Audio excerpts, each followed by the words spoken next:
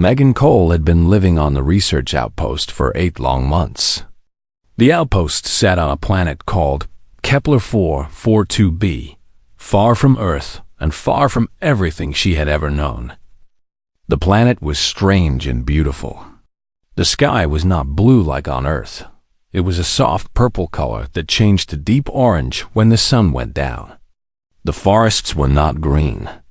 They glowed with soft blue and purple lights that came from the plants and fungi that covered the ground. Megan was a lieutenant in the Space Exploration Corps.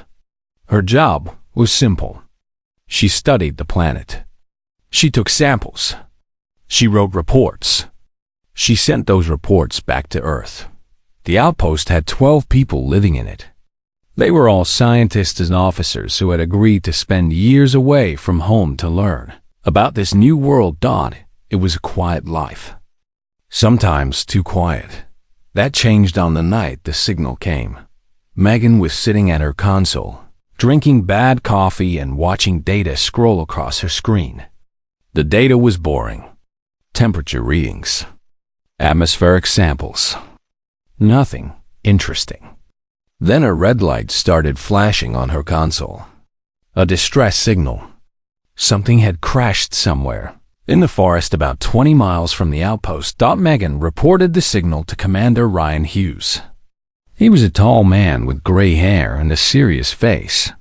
He listened to her report and then shook his head. "We should wait until morning," he said. "Send a full team when it's light." But Megan could not wait. Something about the signal pulled at her. It felt urgent. It felt important. She did not know why, but she felt like she had to go right now. She took a rover without telling anyone. This was against the rules. She knew she would get in trouble later, but she did not care. She drove into the glowing forest, following the signal on her screen. The forest at night was beautiful and scary at the same time. The fungi on the ground made everything glow in soft colors. Strange animals moved in the shadows. Some of them had too many legs. Some of them had no legs at all. Megan kept driving. She did not stop. After an hour, she found the crash site. The ship was like nothing she had ever seen before. It was not made of metal like human ships. It looked like it had been grown, not built. The hull curved in smooth organic shapes, like the shell of some giant sea creature. Even crashed and broken, it was beautiful, but it was also dying. The hull pulsed with a faint light, like a heartbeat that was getting weaker and weaker. Megan parked her rover and got out. She turned on her flashlight and walked toward the ship. The air smelled strange, sweet and metallic at the same time. She found an opening in the hull where part of the ship had broken away. She climbed inside. The inside of the ship was dark and quiet. Emergency lights flickered on the walls, casting red shadows everywhere. Megan moved slowly, carefully. She did not know what she would find. She found bodies. There were 5 of them. Tall creatures, maybe 7 feet tall, with skin that looked like polished black stone. They had 6 limbs, 4 legs, and 2 arms. Their faces were long and elegant, with large silver eyes that reflected her flashlight. They were dead. All of them were dead. Megan felt sad looking at them. They looked peaceful, even in death, like they had simply gone to sleep and never woken up. She wondered who they were, where they had come from, what had happened to their ship. Then she heard a sound. It was small and quiet. A whimper, like a baby crying. Megan froze. She listened. The sound came again. It was coming from somewhere deeper in the ship, under a pile of broken metal and debris. She moved fast. She pushed aside broken panels and twisted metal. She cut her hands on sharp edges, but she did not stop. The crying sound got louder. Whatever was making it was alive, and it was scared. It took her almost an hour to clear away the debris. Her arms were tired, and her hands were bleeding. But she did not stop until she saw it. A baby. It was small, no bigger than a house cat. It had the same black skin as the dead adults, but softer and almost see-through. It had 4 silver eyes instead of 6, and they were wide with fear. The little creature was shaking so hard that Megan could hear its tiny body rattling against the floor. When it saw her, it tried to back away. It was too weak to move very far. It just pressed itself against the wall and made small frightened sounds. Megan knelt down. She did not move closer. She just stayed there, making herself as small and non-threatening as possible. "It's okay," she said softly. "I'm not going to hurt you. I'm here to help." The creature did not understand her words. How could it? But something in her tone must have reached it. After a long moment, it stopped trying to back away. It just sat there, watching her with those 4 silver eyes. Megan reached out her hand, very slowly.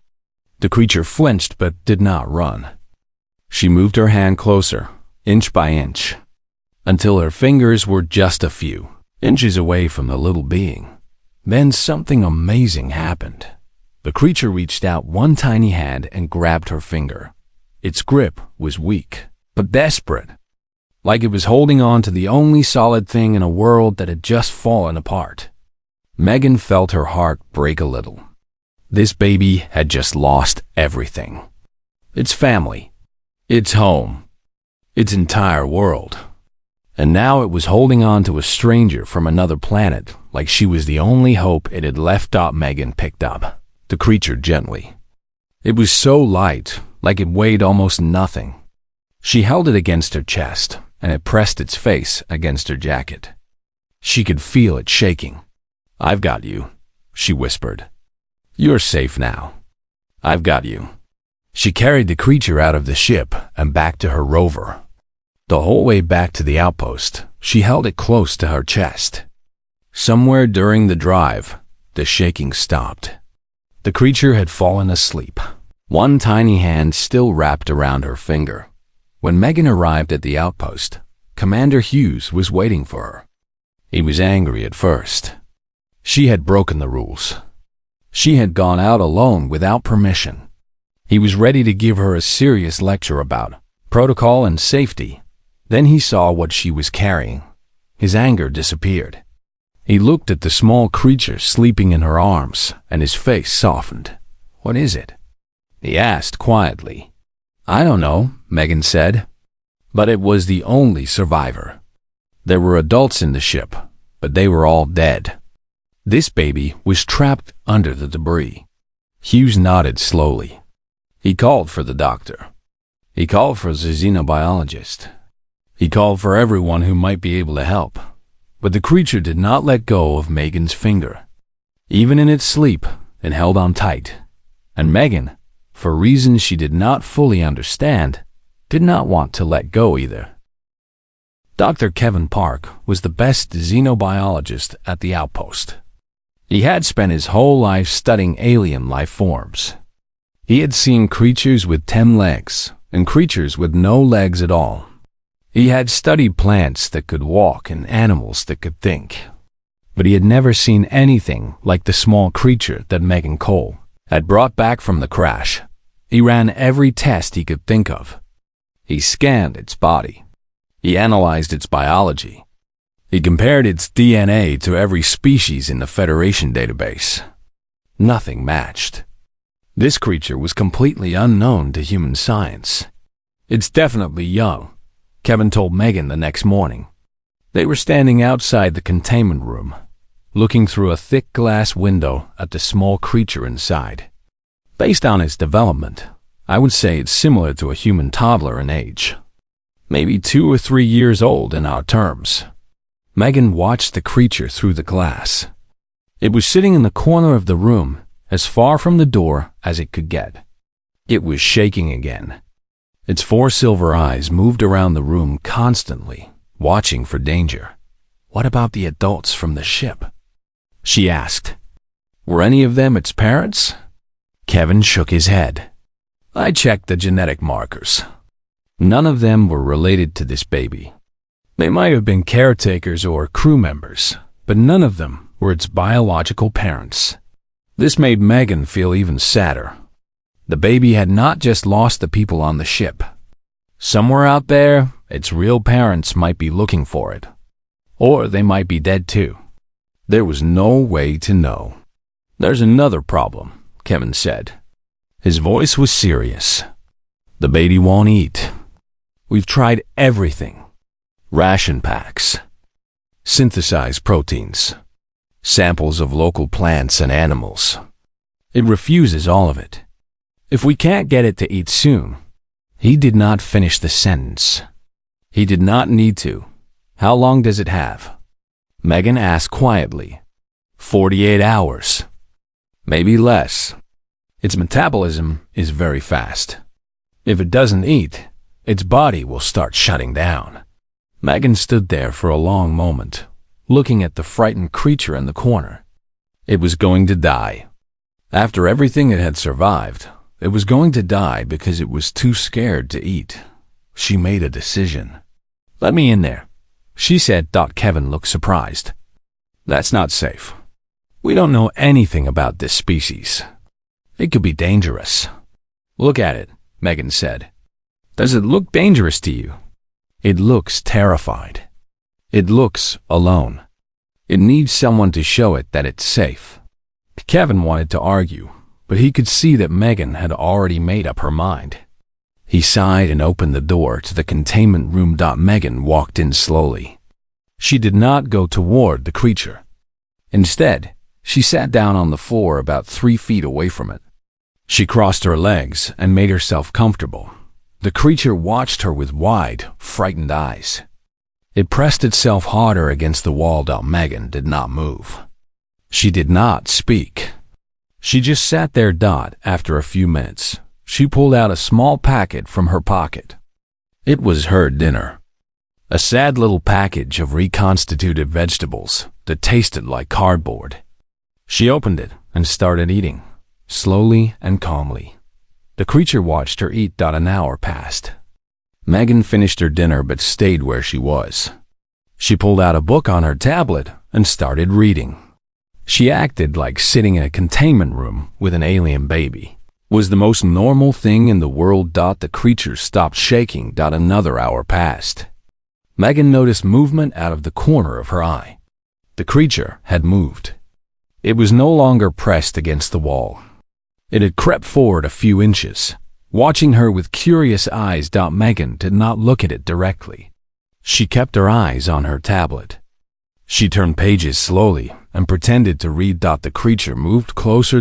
By the end of the second hour, the creature was sitting right next to her, not touching her, but close enough that Megan could feel the warmth from its small body. She still did not look at it. She just kept reading. Then she felt a gentle tug on her sleeve. She looked down.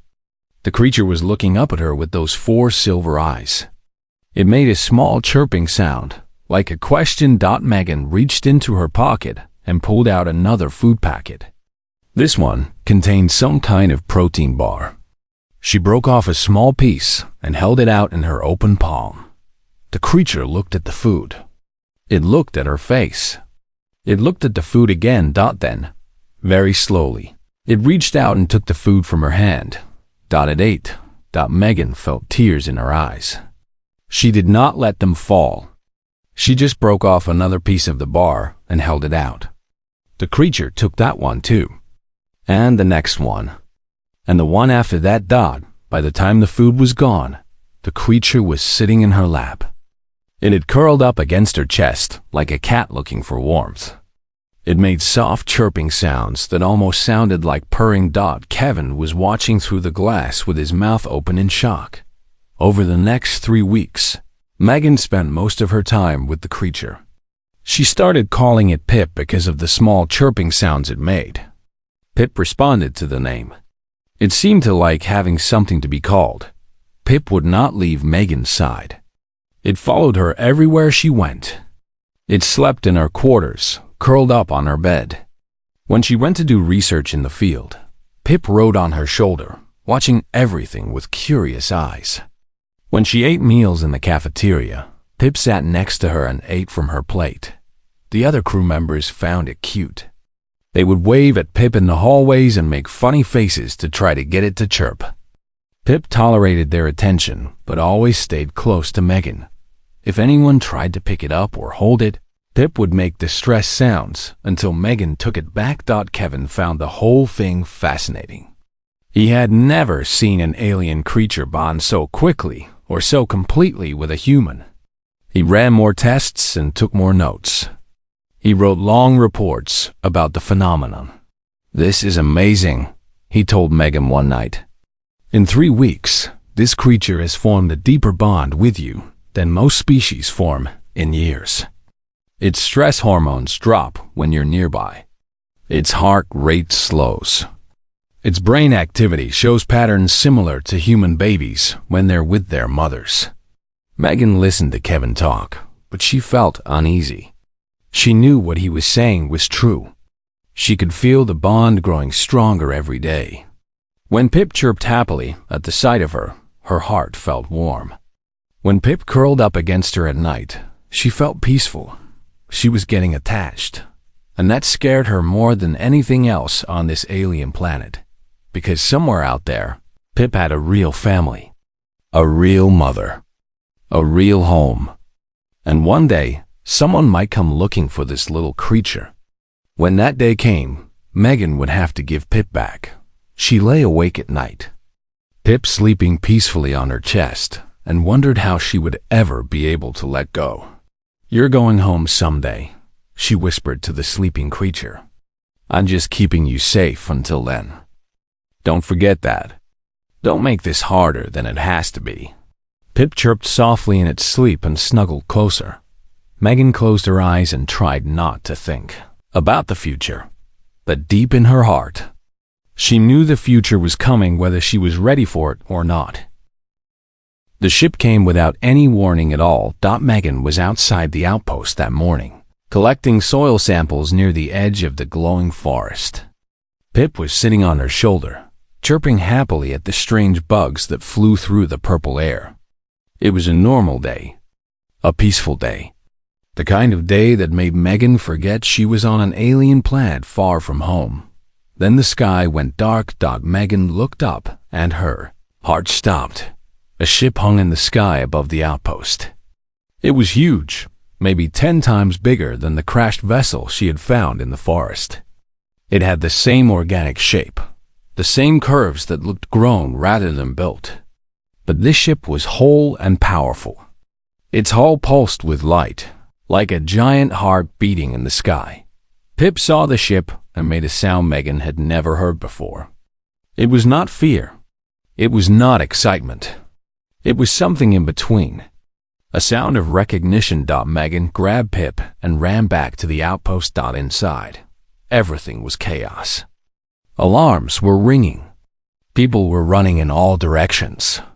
Commander Hughes was shouting orders into his communicator, trying to organize some kind of defense. "Everyone to their stations," he yelled. "We don't know if they're hostile. Prepare for anything." But there was nothing to prepare for. The outpost had no real weapons. They were scientists, not soldiers. If the aliens wanted to attack, there was nothing the humans could do to stop them. Megan found Kevin in the main room, staring at his screen with wide eyes. "The ship isn't doing anything," he said. "No weapons charging. No hostile signals. It's just sitting there." "What do they want?" Megan asked. Before Kevin could answer, something happened. A bright light appeared beneath the ship. The light grew stronger and stronger until Megan had to cover her eyes. When she could see again, a figure was descending from the ship on a platform made of pure light. The figure landed gently on the ground outside the outpost. Through the window, Megan could see it clearly. It was one of them, one of Pip's people. But this one was different from the dead crew members Megan had found in the crash. This one was taller, almost 8 feet tall. Its black skin gleamed in the light, and its 6 silver eyes were bright and sharp. It wore some kind of flowing garment that moved like water around its body. Everything about it spoke of power and authority. The creature walked toward the outpost with slow, deliberate steps. It did not seem afraid of the humans watching from the windows. It did not seem worried about anything at all. Commander Hughes went to meet it at the door. Megan wanted to go with him, but something made her stay where she was. Pip was shaking in her arms, making those strange sounds again. The door opened. The alien stepped inside. Up close, it was even more impressive. Its presence filled the room. Everyone fell silent just looking at it. The creature's silver eyes scanned the room slowly, moving from face to face, looking for something. Then its eyes found Megan, found Pip. The alien made a sound. It was loud and raw and full of emotion. There was no need for translation. Every person in the room understood what that sound meant. A mother had found her lost child. The creature walked toward Megan. The humans stepped aside to let it pass. No one tried to stop it. No one even thought about trying. Megan's legs felt weak. Her arms felt heavy. Pip was shaking harder now, pressing its face against her neck. The alien stopped in front of her. This close, Megan could see details she had missed before. Lines on its face that might have been age. A softness in its eyes that had not been there a moment ago. Something that looked almost human. The creature looked at Pip for a long moment. Then it looked at Megan. Its eyes were full of questions, full of emotions that Megan could not name. Then it spoke. The sounds it made were strange and complex. Nothing like any human language. But a device in its throat glowed briefly, and a soft voice translated its words into English. "You found her." Megan nodded. Her throat was too tight to speak. "She is alive. She is healthy." The alien's voice trembled slightly. "We searched for so long. We thought she was dead.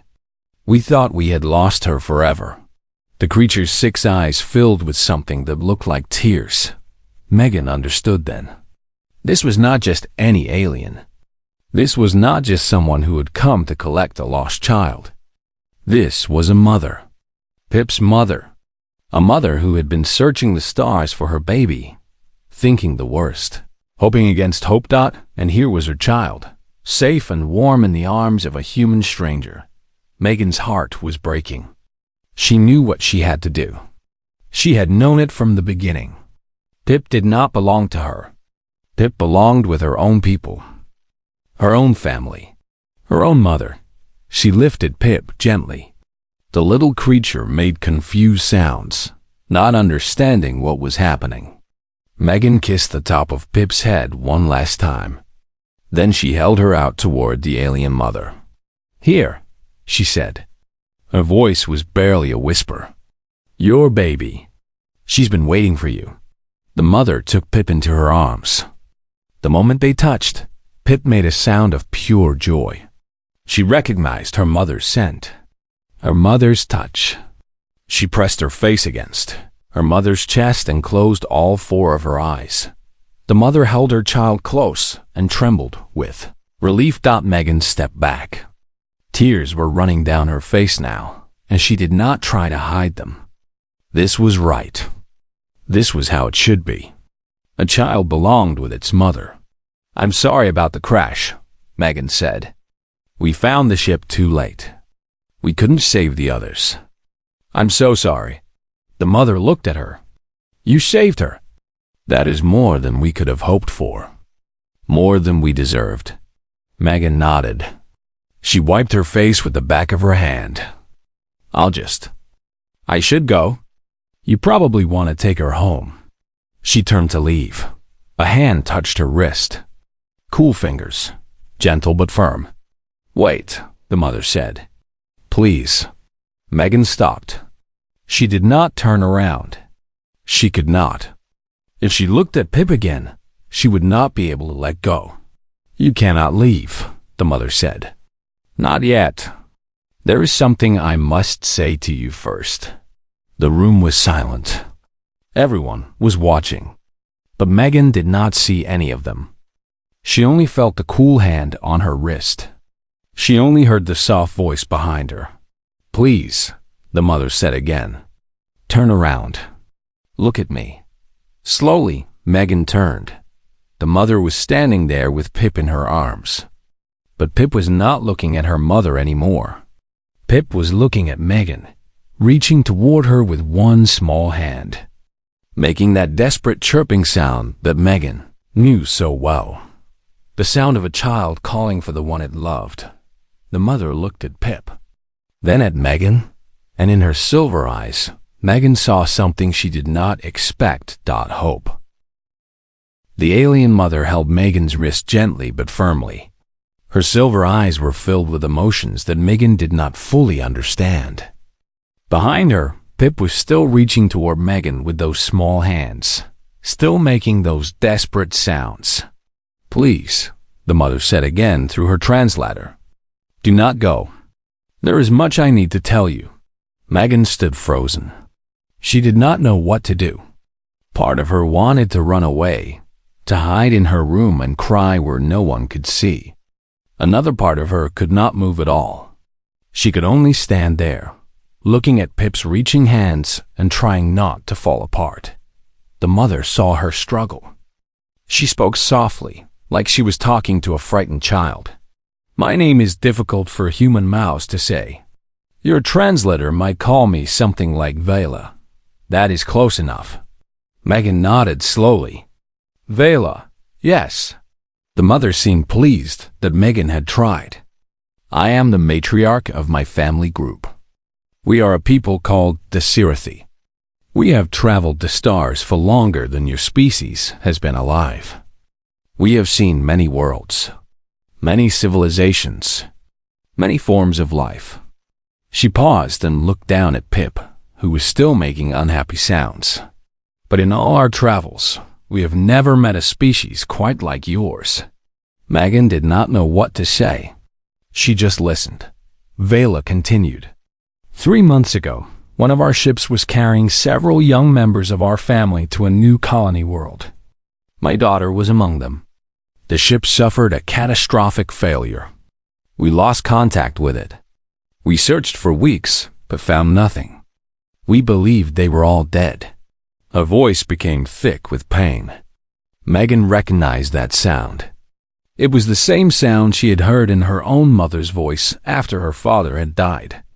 Grief that never fully went away. Then, 2 days ago, we detected a faint signal from this planet. We came as fast as we could. We did not know what we would find. We prepared ourselves for the worst. Vela looked at Megan with those sick silver eyes. "Instead, we found our daughter alive, safe, healthy, in the arms of a human who had saved her life." Megan shook her head. "I didn't do anything special. Anyone would have done the same thing." "No." Vela's voice was firm. "That is not true. We have studied many species over many thousands of years. Most species are practical. They would have seen a strange alien baby in a crashed ship and walked away. Some might have taken the child to study. Others might have left it to die. Very few would have done what you did." She stepped closer to Megan. "You did not study her. You did not leave her. You sat with her for hours in a cold room until she trusted you. You fed her from your own hands. You held her while she slept. You loved her." The word hit Megan hard. Love. She had not let herself use that word. She had told herself she was just doing her job. Just being kind. Just keeping the baby alive until its real family came. But Vela had seen the truth. Megan had fallen in love with Pip, and that love was written all over her face. "I know what you are feeling," Vela said gently. "You think you must let her go. You think she belongs with me, not with you. You think the right thing to do is to walk away and let us take her home." Megan nodded. Her throat was too tight for words. "But you do not understand something about our people." Vela shifted Pip in her arms. The little creature was still reaching toward Megan, still making those calling sounds. "The Sirathi are a cold species. We are logical, practical. We do not form emotional bonds easily. Even with our own children. This surprised Megan. What do you mean? Our children are raised by collectives, Vela explained. Groups of adults who share the responsibility. It is efficient. It ensures that no child is left without care if something happens to a parent. But it also means that our young do not bond to single individuals. They do not know what it means to have one person who loves them above all others. She looked at Pip with something like sadness in her eyes. We thought this was the better way. We thought emotions made beings weak. We thought love was a distraction from more important things. We have believed this for thousands of years. Then Vela looked back at Megan. Until now, Megan did not understand. What changed? My daughter changed. Vela held Pip closer. In 3 weeks, you gave her something that my entire species cannot provide. You gave her warmth. Not the warmth of temperature. The warmth of the heart. You made her feel safe. You made her feel wanted. You made her feel loved. Vela's voice broke slightly. When I took her in my arms just now, she recognized me. She was happy to see me. But she did not stop reaching for you.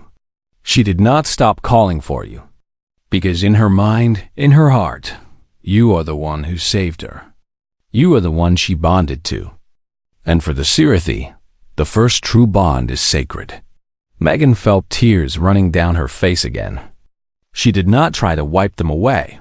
What are you saying? She whispered. Vela took a deep breath. I am asking you to come with us. Not as a pet. Not as a servant. As family. As my daughter's second parent. Megan's heart stopped. What? Stay with us, Vela said. Help me raise her. Teach her what you taught her in that containment room. Teach her what humans know about love. About warmth. About caring for others with your whole heart. Vela placed something in Megan's hand. It was a small sphere that pulsed with soft light. A communication device. I know this is a big thing to ask. I know you have a life here. Family on Earth. Friends at this outpost. I am not asking you to decide right now. She closed Megan's fingers around the sphere. Our customs allow 3 days for such decisions. We will remain in orbit above this planet. Take the time you need. Think about what I have said. Talk to the people you trust. Vela stepped back, still holding Pip. The little creature was crying now, reaching toward Megan with both hands. But know this, human Megan Cole, Vela said. My daughter chose you. She looked into your eyes and saw something worth loving. And among my people, a child's first true bond is the most sacred thing in existence. Megan stood there, holding the glowing sphere, watching Vela and Pip walk toward the door dot at the doorway. Vela stopped and turned back one last time. 3 days, she said. Please consider what I have said. Whatever you decide, I will respect your choice. But I hope with all my heart that you will say yes. Then she was gone. The platform of light carried her and Pip back up to the waiting ship. Megan watched them rise until they disappeared inside the vessel. Then she fell to her knees and cried. Commander, Hughes and Kevin ran to her side. The other crew members gathered around. Everyone was talking at once, asking questions, offering comfort. But Megan could not hear any of them. She could only see Pip's face in her mind. She could only hear that desperate calling sound. She looked down at the sphere in her hand. It pulsed in time with her heartbeat. 3 days to decide the rest of her life. 3 days to choose between everything she knew and everything she might become. She held the sphere close to her chest and closed her eyes. What was she going to do? 3 days. That was all the time Megan had to make the biggest decision of her life. The first day was chaos. Everyone at the outpost wanted to talk to her. Commander Hughes pulled her into his office and spent 2 hours explaining why she should stay. She had a duty to the mission. She had a career to think about. She had responsibilities to her fellow crew members and to Earth itself. "You can't just run off with aliens," he said, rubbing his tired eyes. "We don't know anything about them. We don't know if they're safe. We don't know what they really want from you." Megan listened to everything he said. She understood his concerns. They were practical, logical, the same kind of concerns she would have had if she were in his position. But every time she closed her eyes, she saw Pip reaching for her. She heard that desperate calling sound. She felt the weight of the little creature sleeping on her chest. Kevin had different advice. He came to her room that night with a bottle of something he called science juice that tasted like engine cleaner mixed with grape soda. "This is a once-in-a-lifetime opportunity," he said, waving his glass in the air. "Think about it. You would be the first human to live with an alien civilization, the first human to see their world, the first human to truly understand another intelligent species." He leaned forward, his eyes bright with excitement. "The scientific value alone is beyond measure. You could learn things that would take us centuries to discover on our own. You could be the bridge between our species." Megan took a small sip of the science juice and made a face. "That's not why I would go, Kevin. I know." He smiled sadly. "You would go because you love that little creature. And honestly, that's the best reason of all." The second day was quieter. People had said their piece. Now they just watched her, waiting to see what she would decide. Megan spent most of the day alone, walking through the glowing forest near the outpost. She thought about her life back on Earth, her mother, who was getting older every year, her sister and her nieces, who she had not seen since she left for this mission, the small apartment she had rented before she shipped out, still waiting for her to come home. She thought about all the plans she had made, the career she had worked so hard to build, the future she had imagined for herself. Then she thought about Pip. That first night in the containment room, the terror in those 4 silver eyes, the moment when Pip finally reached out and grabbed her finger, the feeling of that small body curled against her chest, trusting her completely.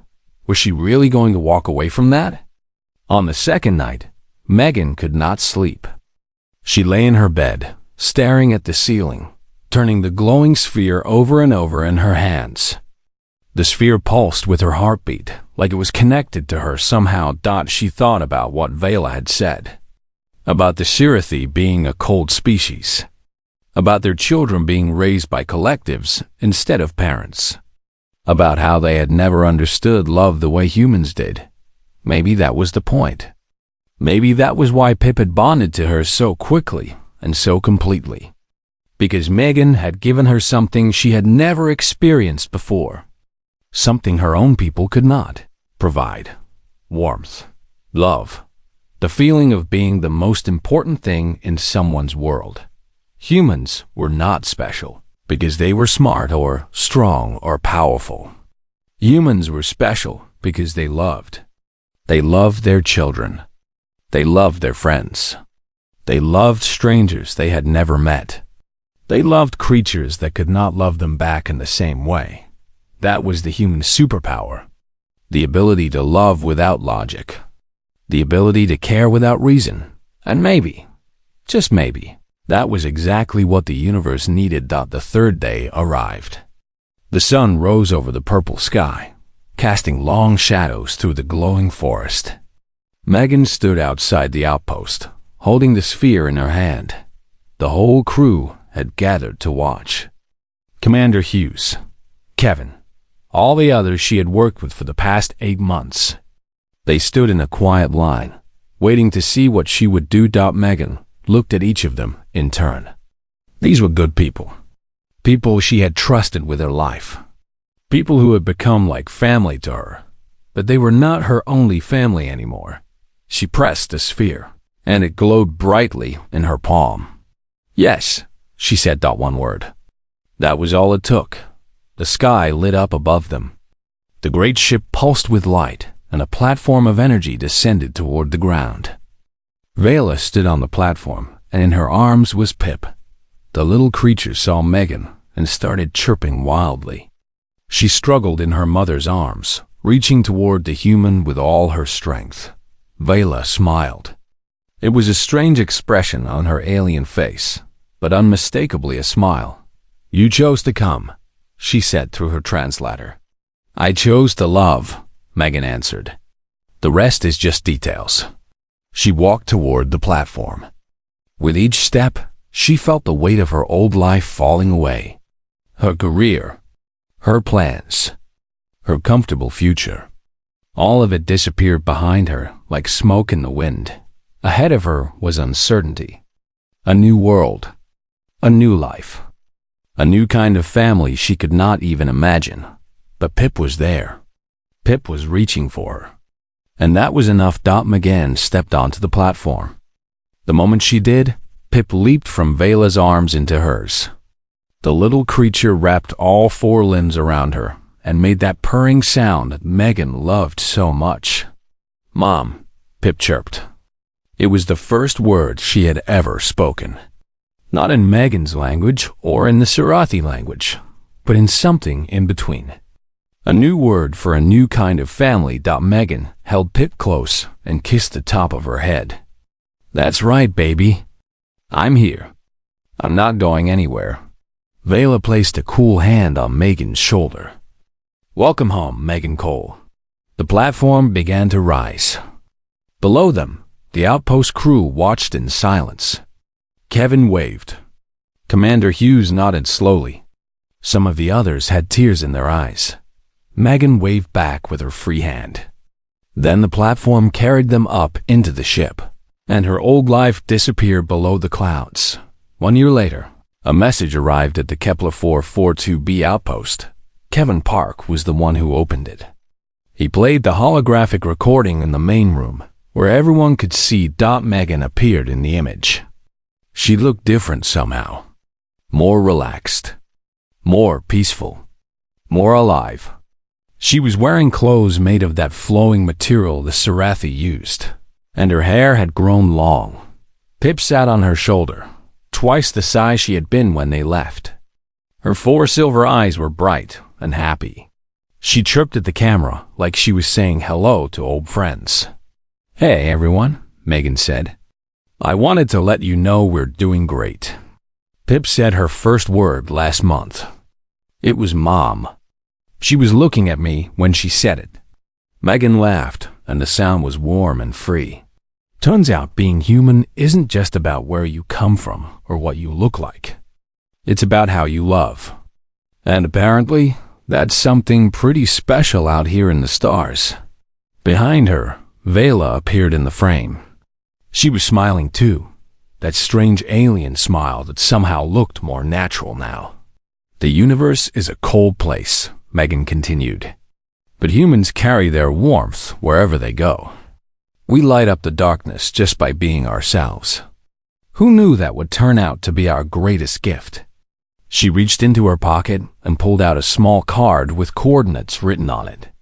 "If any of you ever want to visit, here's where to find us. The Sarathi have really good tea, and Pip would love to see you again." Pip chirped enthusiastically at this, as if she understood every word. "Anyway, that's all for now. Take care of yourselves. And remember, love doesn't need a reason. It just needs a heart brave enough to feel it." The message ended. Kevin saved the file and sat back in his chair. The room was quiet. Some people were crying. Some were smiling. Some were doing both. Humanity, Kevin thought, really was something else. In all the vast universe, with all its ancient civilizations and advanced technologies, humans had something that no one else had figured out. They knew how to love. And that, in the end, was the greatest superpower of all.